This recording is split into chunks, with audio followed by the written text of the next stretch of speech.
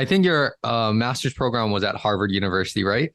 And you have a bunch of the staff at BrainCo, collaborating on these projects, and they all have that background either in neuroscience or some type of neurocognitive kind of learning, or I think psychology or psychiatry too.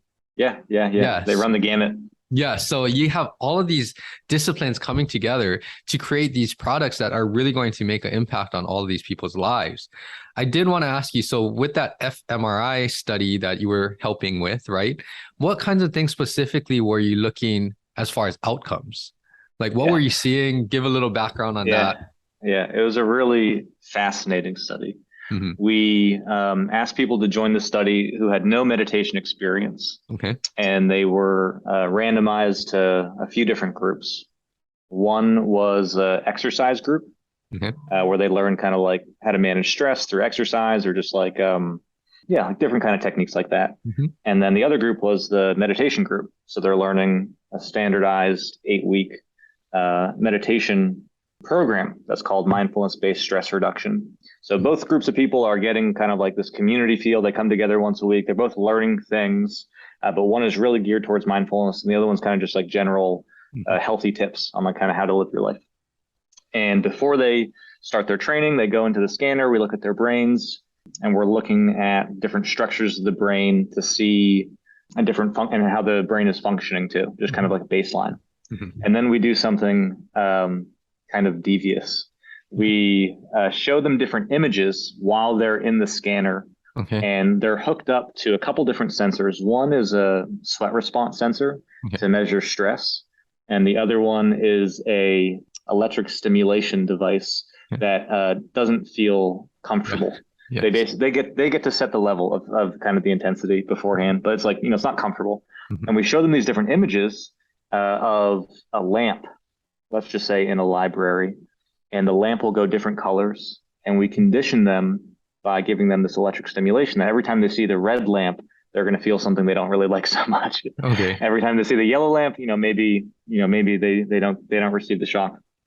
And the idea is to condition them to be, anticipate or maybe not so much like certain colors that they're seeing. Mm-hmm. Then they go through this training, they learn all these techniques, and we put them through a similar situation again. And what we found was people who go through the meditation training are able to anticipate the shock before it comes. And once it comes, they do get stressed out, but they're able to come back to baseline much more quickly and relax their bodies based on their sweat response compared to the other group. So what we found behaviorally is that meditation gives you a vision of the landscape, like what's going to come, what's coming. And the reason is in this meditation training, you're practicing this habit or this skill of being aware of the contents of your awareness. What's happening? What do I think is going to happen? And you're also training the ability to come back to some sort of centered, calm place. So when something stressful does happen, you're still going to get stressed. Everyone gets stressed. Yes. But if you can come back to baseline more quickly, that's going to be really advantageous. And so that's what we saw behaviorally. And then structurally and functionally, the big kind of idea is anything you train, like any skill or any habit, any practice you do is going to change your brain. Like if you are a master musician, because you're using certain parts of your brain way more than someone who's not, you're going to see differences. And even after 8 weeks, you start to see differences in the brains of people who are learning meditation versus the ones who are not. And it seems to have quite an interesting effect, both within 8 weeks of practice and even longer term. There's a bunch of really interesting results and benefits you get from continuing this type of practice. Got it.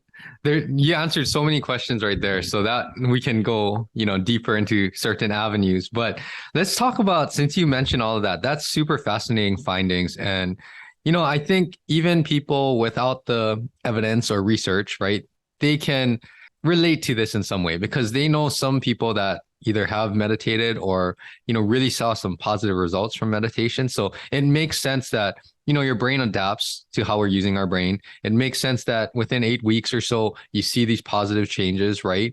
But let's talk a little bit about when you're doing all of these types of meditation things, what is it like long term, I guess. If you go if you go for a little bit without meditating, what kind of, I guess, do you revert back to like your baseline before the meditation? Like how important is consistency with meditation, brain exercises, and things like that? Yeah. So the way that we think about it with Focus Calm, when we give people these trainings, we are trying to give them the right amount of training so they can see the results they want and they can continue to improve. And so that's how we've kind of designed the app and the different experiences. And we can talk about the whole like 7 minutes of being in Focus Calm and things like that, maybe a little bit later. Yes. But the core concept is it's like riding a bike.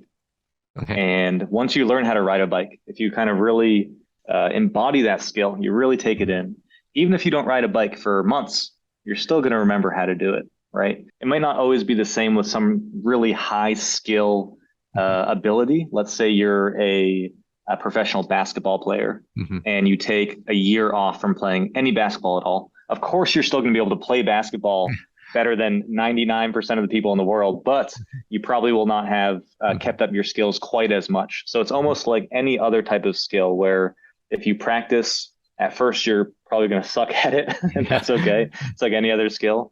Then you'll get better. You'll see benefits. You'll probably, improve pretty quickly as you do your practice. Maybe there'll be some times of plateauing, but then you can continue to always refine your practice. If you take some time off, if you built a good foundation, those benefits will stay with you. But yeah, there's going to be probably some effect where if you take too much time off, it's always a good idea to stay consistent in the things that we want to stay good at and the things that we want to improve.